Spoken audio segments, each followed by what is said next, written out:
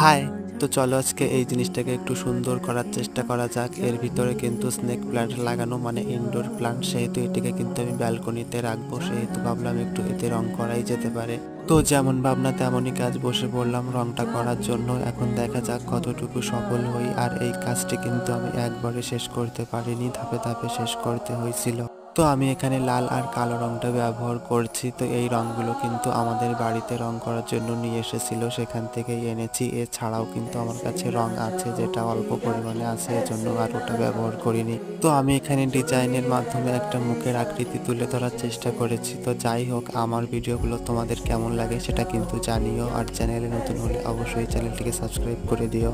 আর এই ভিডিওটি তোমাদের কেমন লাগলো সেটাও কিন্তু জানিও। তো আমি এখানে দুইটা চোখ আর একটা মুখের আকৃতি এঁকে দিয়েছি। তো এই যে ফাইনাল লুক, তোমরাই দেখে বলো কেমন লাগছে। তাহলে আজকে আসি, দেখা হবে পরবর্তী ভিডিওতে। ততক্ষণে ভালো থেকো, সুস্থ থেকো।